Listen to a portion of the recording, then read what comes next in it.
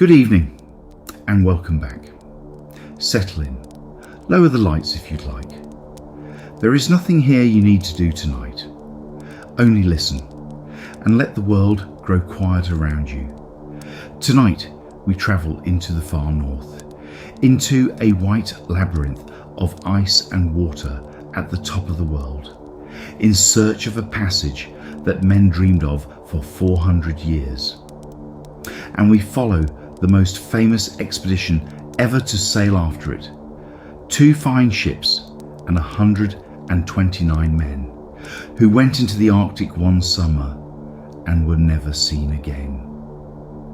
This is the story of Sir John Franklin and the lost ships Erebus and Terror. For 400 years it haunted the imagination of Europe. A passage through the ice. Look at a map of the world, and the dream makes a kind of sense. The riches of the East, the silk, the spices, the porcelain and the tea, lay far away across the world, and the ships of Europe had to crawl all the way around Africa or around the storm-racked tip of South America to reach them. A whole year's voyage, and often more, with the danger of disease and shipwreck the whole way. But if a ship could only slip across the top of the world, through the maze of islands and channels north of Canada, then the wealth of Asia would lie a few short weeks away. They called it the Northwest Passage, and the nation that found it, men believed, would hold the keys to the trade of the whole earth. The search began almost as soon as the New World itself was found. Barely 5 years after Columbus crossed the Atlantic, an Italian navigator in English service, John Cabot, was nosing along the coast of Newfoundland, looking for a way through to the Indies. He did not find one, nor did the many who came after him. In the years that followed, the English sent Martin Frobisher north 3 times in the 1570s. He pushed into the cold seas off Baffin Island, and he came back convinced he had found 2 great prizes: a strait that would lead to the Pacific and a black ore that glittered with gold. Ships were fitted out.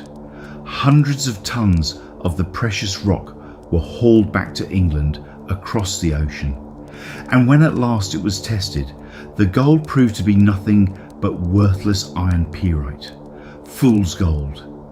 The strait too led nowhere. Frobisher's fortune crumbled to dust in his hands. Then came Henry Hudson, one of the most determined of them all. In the year 1610, he sailed a little ship called the Discovery deep into the Canadian north and found a vast inland sea, the Great Bay that still bears his name today. He believed for a glorious moment that he had broken through to the Pacific at last. Instead, winter closed in and trapped his ship in the ice, and the long dark months wore his crew down to mutiny. When the ice finally released them in the spring, his men turned on him. They seized Hudson and his young son and a handful of sick and loyal sailors, and lowered them into a small open boat. Then they cut it loose and sailed away, and left them there, adrift in the cold immensity of the bay. Hudson and his companions were never seen again. No one knows how or where they died. And so it went, century after century. They went in tiny wooden ships into seas that no chart had ever mapped, where the cold could freeze a man where he stood and the ice could crush a hull like an eggshell. They found a bewildering wilderness of islands and frozen straits, a place that seemed almost designed to swallow ships whole. Some of those who sailed north came home with their tales and a little more of the map filled in. Many did not come home at all. The passage gave up its secrets one painful fragment at a time. A coastline here, a dead end there, a channel that led only to more ice. And still the dream would not die. By the early 1800s, Britain had become the greatest sea power the world had ever known. And when the long wars against Napoleon came to an end, the Royal Navy found itself with hundreds of idle ships and thousands of restless officers with no more battles left to fight. One man saw in all that idle power a chance to finish the old dream once and for all. His name was Sir John Barrow, and from his desk at the Admiralty, he became the great driving force behind a new age of Arctic exploration. Year after year, he sent expeditions north to find the passage and to reach the North Pole and to fill in the last white spaces at the top of the world. To go on one of Barrow's expeditions was to have a chance at lasting fame. The results came quickly, and some of them were strange. In 1818, an officer named John Ross sailed into Lancaster Sound, the very gateway, as it turned out, to the heart of the passage. And then, gazing west, he saw a great range of mountains blocking the way ahead, and he turned his ships around and sailed home. There were no mountains. What he had seen was a trick of the Arctic light, a mirage shimmering on the horizon, and he had given it a name and let it turn him back. The officers who had sailed with him were furious.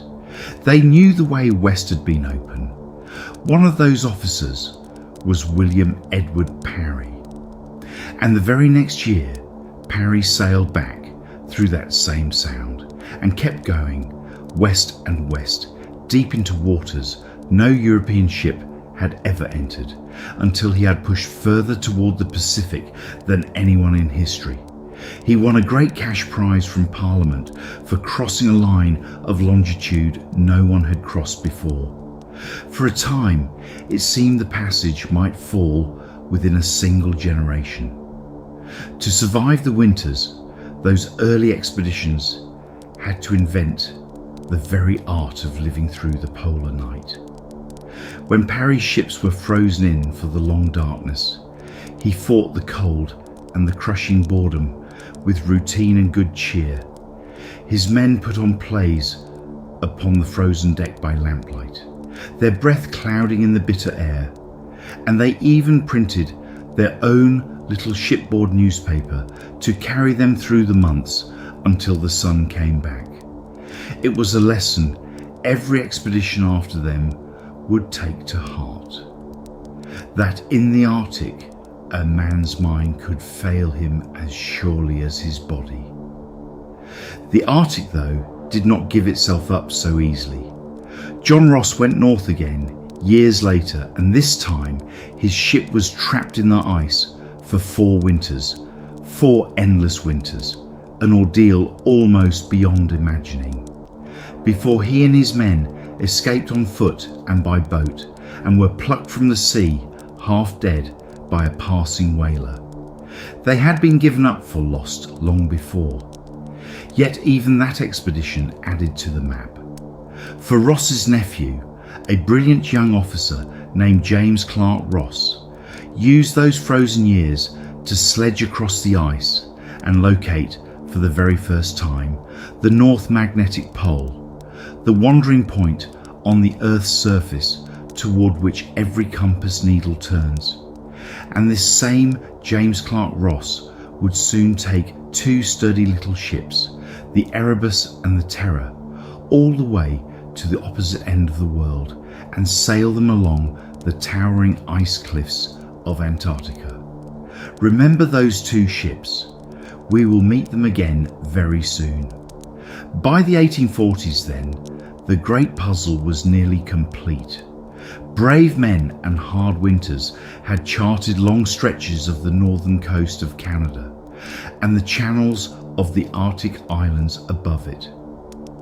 Only a small gap remained, a few hundred miles of unknown water in the very middle of the maze, a final blank to be sailed through, joining the known waters of the east to the open Pacific beyond. One last push, the Admiralty believed, would complete the work of 4 centuries. They could not have imagined the price. The man chosen to lead that final push was no stranger to the cold, nor to the very edge of death. Sir John Franklin was, by the year 1845, one of the most celebrated explorers in all of Britain. He had been born in a small town in Lincolnshire, the 9th of 12 children, and he had gone to sea as a boy of 14. He had seen the great naval battles of his age. He was there at Copenhagen and at Trafalgar, aboard a ship of the line, where he felt the guns shake the world and watched the smoke roll across the water. He had even fought in the war against America, half a world away. The sea had been his whole life. And then, when the Great Wars ended, he had turned north, to the Arctic, and to a fame of a stranger and harder kind. His name had been made, and very nearly his grave, on a journey across the frozen north of Canada, more than 20 years before. The Admiralty had sent him overland on foot and by canoe to map the Arctic coastline from the mouth of a river called the Coppermine. It was a staggering undertaking through a country of almost unimaginable emptiness, and it went catastrophically wrong. They started too late in the season. They relied on supplies that never came, and on the hunting of game that melted away before them as the weather turned. By the time they began the long retreat towards safety, the winter had caught them in the open, hundreds of miles from any shelter, with nothing left to eat. And so they starved. They scraped a kind of grey lichen from the rocks. The native people called it tripe de roche, and boiled it into a bitter, gritty paste that sat heavy and useless in their bellies.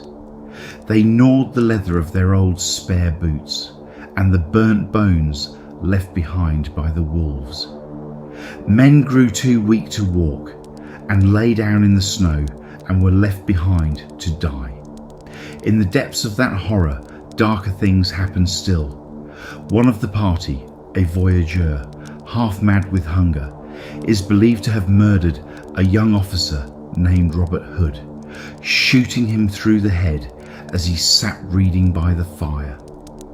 There were whispers too that the man had been feeding the others on the flesh of those who had already fallen without their knowing. In the end, he was judged too dangerous to live, and one of Franklin's officers, a steady doctor named John Richardson, shot him dead on the trail. Of the 20 men who had set out, 11 died.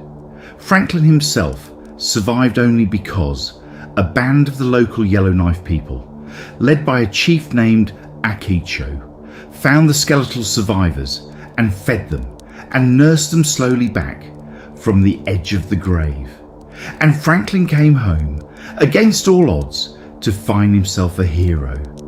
The gallant officer who had endured the unendurable, who had pressed on into the white when lesser men would have turned back. All across Britain they knew him now by a single unforgettable phrase: the man who ate his boots. He went north again on a second journey, and this one he managed with great care, and it went well. Hundreds of miles of new coastline added to the map, and every man brought home alive. He was knighted for it. He married and was widowed, and married again. His second wife, a clever, strong-willed woman named Jane, of whom we shall hear a great deal before this story's done. And then, for a time, the Arctic released him. He was sent to the far side of the world to serve as the governor of a distant island colony, the land then called Van Diemen's Land, the place we now call Tasmania. But it was an unhappy posting. He quarrelled with the powerful men beneath him, and in the end he was recalled to England under a cloud, his pride wounded, his good name in question. He wanted, more than anything, to set that right. And when the Admiralty began to plan its final glorious expedition, the one that would surely complete the passage at last, Franklin wanted the command of it with all his heart. He was nearing 60 now. Some thought him too old, too stout, too long away from the ice. He pressed his case all the same. "I might find my grave there," he is said to have replied to one such doubt. But he would not be left behind. In the end, he was given the command, and he set about it with the energy of a far younger man. And what a command it was! 2 ships were chosen, the very pair we met before, the Erebus and the Terror, fresh from their long voyage to the ice of Antarctica.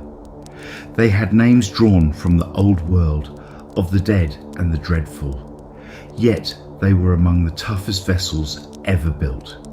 Both had begun life as bomb ships, made to fire heavy mortars, their frames already enormously strong to bear the shock of their own guns. Now they were strengthened still further for the polar ice. Their bows sheathed in iron, their hulls cross-braced with oak and iron beams until they could shoulder the floes aside. And they carried wonders. Each ship was fitted with a steam engine, lifted whole from a railway locomotive, that could drive a propeller and push her through the calm when the wind failed. There was a system of pipes to carry warmth through the living quarters against the cold of the polar night. There were machines to turn seawater fresh, and great libraries of more than 1,000 books apiece, and instruments for every kind of science the age could devise. And there was food, 3 years of it and more, tens of thousands of pounds of salted meat, of flour and sugar and dried vegetables, and newest and most marvellous of all, thousands upon thousands of tins of preserved food, sealed against the air, a miracle of the modern age. There was, perhaps, one shadow over all that bounty. The contract to supply those tins had been given out late and in a great hurry to a merchant named Goldner, who had to produce a colossal quantity of them in only a few short weeks. Some who have studied the expedition believe that the tins were sealed with lead solder, sloppily applied, and that the lead may have leached slowly into the food within. We will return to that quiet poison before the end. For now, the men who loaded those tins aboard saw only abundance. 134 men sailed in the 2 ships at the start. They were picked men, the best the Navy could offer, under officers of long experience. There was Franklin himself in command of the whole expedition and of the Erebus. There was his second, Francis Crozier, who had captained the Terror. A quiet, gifted Irishman who had spent more years in the ice, north and south, than almost anyone alive, and who knew in his bones how dangerous this work could be. Crozier carried a private sorrow north with him too. He had fallen deeply in love with Lady Franklin's young niece, Sophia, and had asked for her hand, and she had gently refused him. He sailed away a disappointed man, weighed down by a foreboding he could not quite shake, and by a cruel turn of fate it would fall to this quiet, heartsick Irishman to take command of everything when Franklin was gone, and to lead the last survivors on their long and hopeless walk across the ice. And there was a dashing young commander named Fitzjames, full of confidence and good humour, who kept the men's spirits high. In May of 1845, the Erebus and the Terror sailed from England, cheered on their way, the pride of a confident empire, Everyone agreed it was the finest, best equipped expedition ever sent into the polar seas. Surely now, after 400 years, the passage would fall.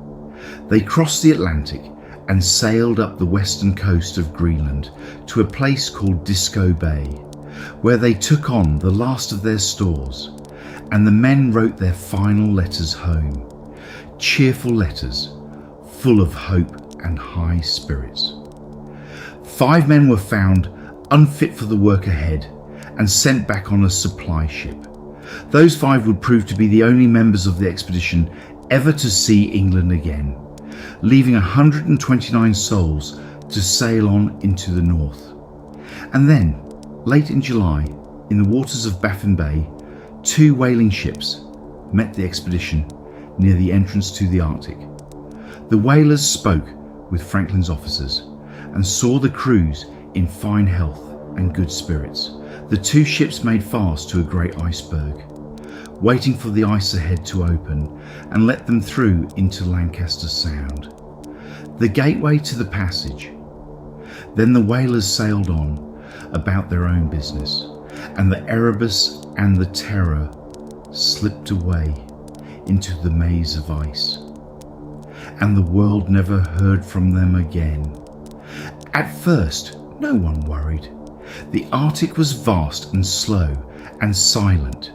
A ship might be locked in the ice for a winter, even 2, with no way to send word home. A year passed and it meant nothing. They had food for 3 years after all. And Franklin was the man who had survived when survival seemed impossible. But as the 3rd year came, and then the 3rd winter, with no word, no sign, no rumour drifting back from the whalers or the trading posts, a cold unease began to spread. And then the search began. It would grow into the greatest search the world had ever seen. Ship after ship was sent into the Arctic to look for the lost expedition. They came from the east, through the waters Franklin had entered. They came from the west, through the Bering Strait. They came overland, by canoe and on foot, down the rivers to the northern coast. The British government offered an enormous reward, a fortune, to anyone of any nation who could find the missing men, or even bring back word of their fate.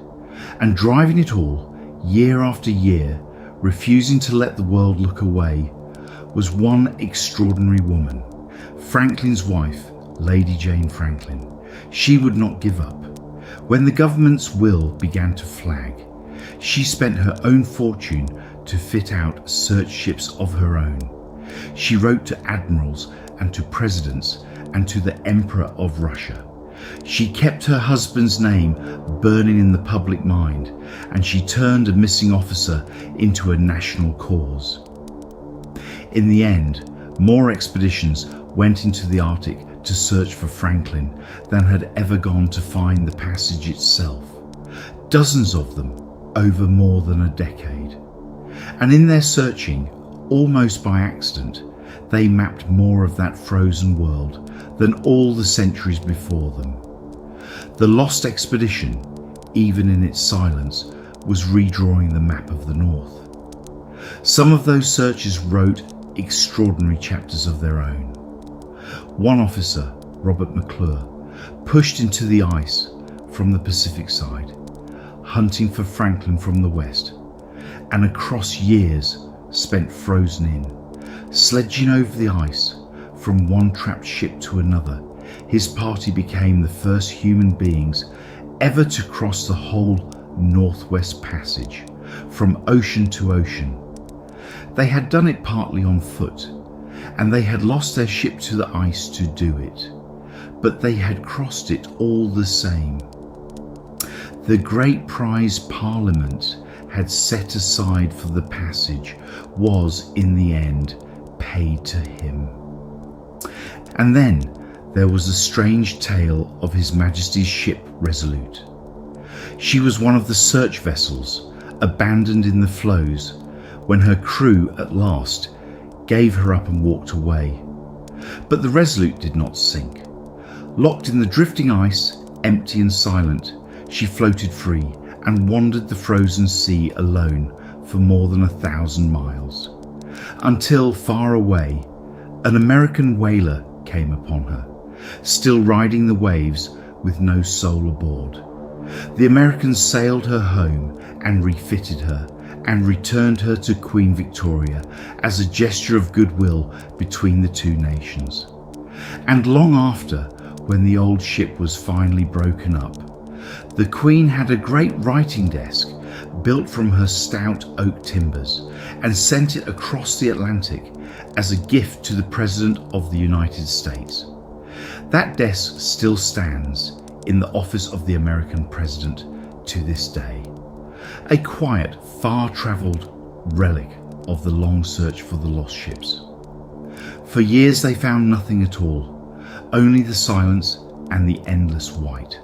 And then, on a tiny, wind-scoured island, the first clue. On a desolate scrap of land called Beechey Island, a search party came upon the unmistakable signs of a camp. The litter of men who had wintered there, tins and scraps, and the carefully built remains of a little settlement on the ice. So this was where Franklin had spent his first winter in 1845 and 46, and there were 3 graves, 3 of Franklin's men, buried side by side beneath neatly lettered wooden headboards in that first dark winter. Their names were there for the searchers to read: Torrington and Hartnell and Brain. The cold of the Arctic had kept them almost perfectly, so that when, many years later, those graves were opened, the faces of the dead looked out across more than a century, scarcely changed by all that time. The men had still been strong enough then to carve a headboard and to bury their dead with care and ceremony. But of where the ships had gone next, of the fate of the living, there was nothing. No message left in a cairn, as the Navy's own orders required. No note to say which way they had turned. Only 3 graves and a silence that stretched away in every direction. The truth, when it finally came not from the Navy's mighty ships and their hundreds of men, but from a single lone traveller who had learned to live as the people of the Arctic lived. His name was John Rae. He was a surveyor for a fur trading company, a hardy Scot who had spent years in the north and who, unlike almost any of his countrymen, had taken the trouble to learn from the Inuit, the people who had made their home in that frozen world for thousands of years. He travelled light and fast. He hunted his own food and built snow houses to sleep in, and wore furs in the native fashion, and went where the great expeditions, with all their tinned food and woolen coats, could never follow. In the year 1854, far out in the Arctic, Rae met Inuit hunters who told him a hard and sorrowful story. Some years before, they said, a large party of around 40 white men had been seen far to the west, dragging a boat and sledges south across the ice, near the mouth of a great river. The men were thin and failing, and could barely speak the few words they tried to share. Through signs, they made it understood that their ships had been crushed and that they were walking south in a desperate search for food. And later that same season, the Inuits said they had come upon the bodies, many of them scattered across the land and along the shore, where the men had fallen one by one as they walked. The Inuit told Rae one thing more. From the state of the remains they had found, it was plain that the last survivors, in the final extremity of their hunger, had been driven to feed upon their dead. Rae carried this story home, and with it relics he had bought from the Inuit, who had taken them from the bodies and the wreckage years before. Silver forks and spoons engraved with the crests of Franklin's officers. A small silver plate bearing Sir John Franklin's own name. A medal, proof beyond any doubt that he had found the answer to the great mystery of the age. Victorian Britain could not bear it. The idea that British naval heroes, the very flower of the empire, had ended their lives as starving men eating the dead was simply unthinkable to a proud nation. And so, rather than mourn the truth, they attacked the man who had brought it. Rae was savaged in the newspapers. The great writer Charles Dickens himself took up his pen and poured scorn on the account, and on the honesty of the Inuit who had given it, insisting that no Englishman could ever have done such a thing, and that the native people must be lying, or worse. Lady Franklin, who could not accept that her husband's men had met so squalid an end, turned against him too. John Rae had solved the greatest puzzle of his time, and for his trouble, for telling the truth as the Inuit had told it to him, he was shunned and denied the honours that any other man would have been given. But the Inuit had told the truth. In time, every single part of their account would be confirmed. A few years later, another expedition, paid for once again by the tireless Lady Franklin, reached the bleak shores of King William Island, the very place where the ships had met their end. Its commander was a determined officer named Leopold McClintock, and there, across that frozen island, his men at last began to find the scattered remnants of the lost expedition. A skeleton, face down in the snow, where a man had simply fallen as he walked and never risen. A ship's boat mounted on a heavy sledge with two bodies inside it and a strange and heartbreaking cargo. Not food, but silk handkerchiefs and scented soap and slippers and books, the small comforts of home that dying men had dragged across the ice when their strength should have been spent on survival.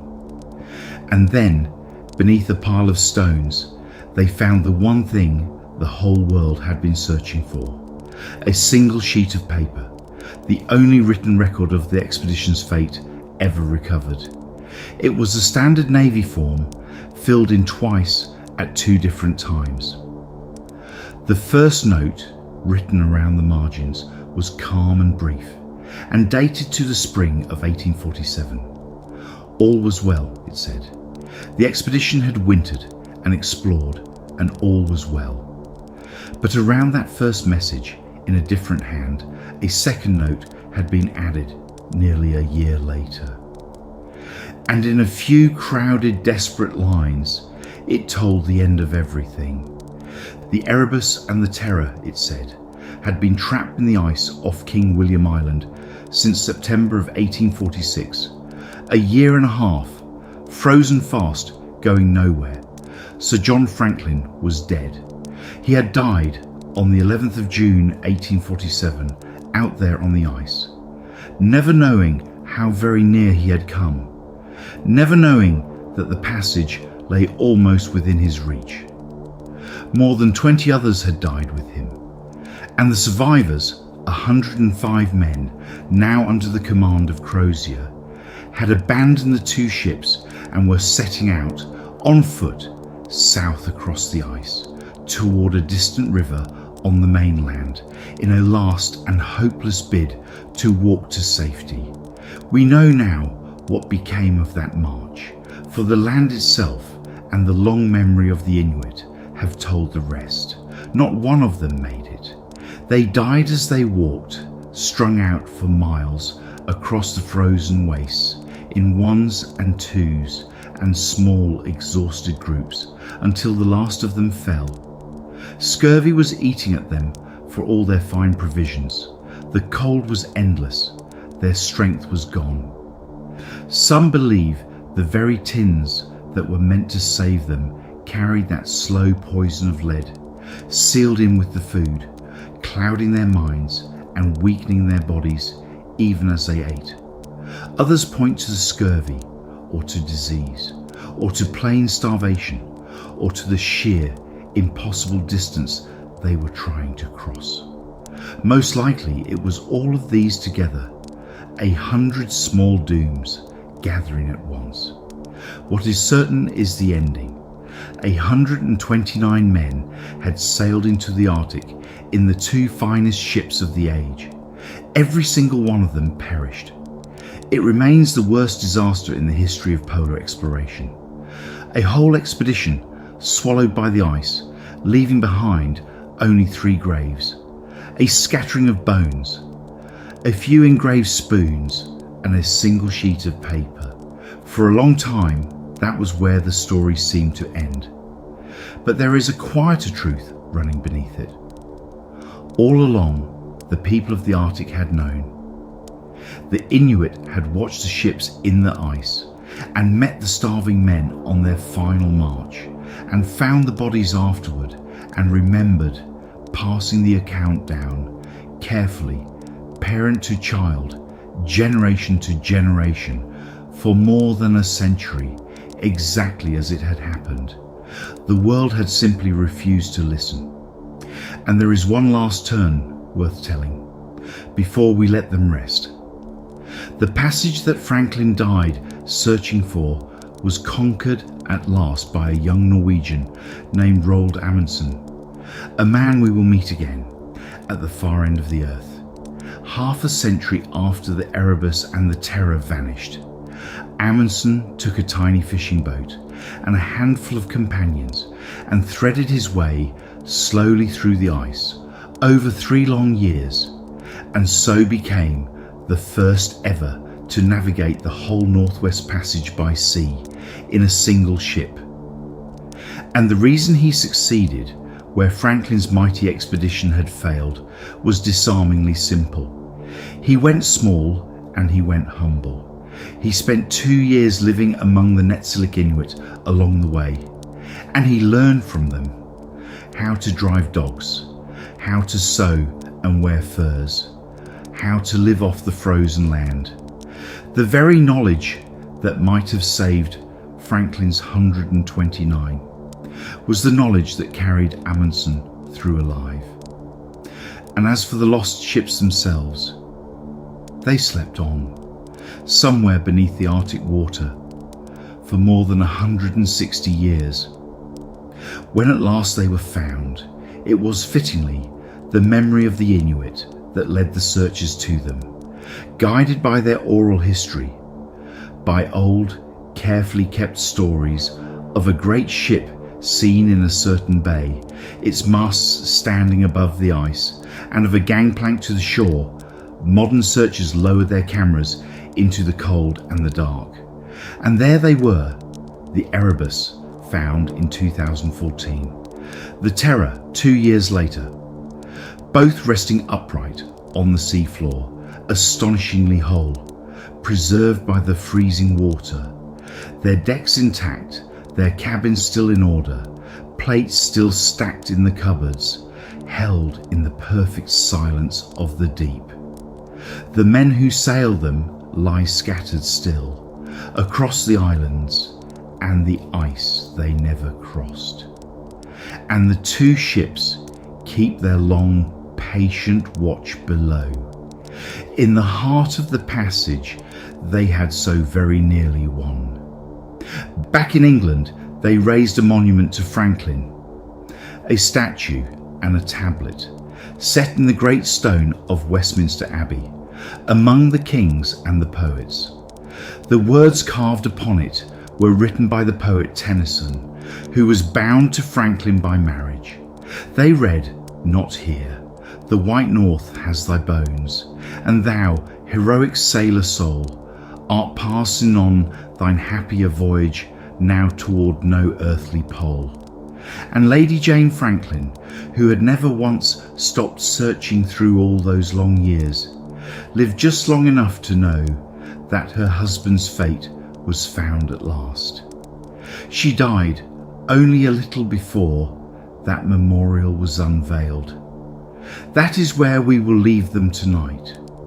Franklin and his 129, and the 2 brave ships that carried them into the dream and into the dark. Thank you for spending this time with me. Sleep well wherever you are, and when you're ready, we'll go wandering again.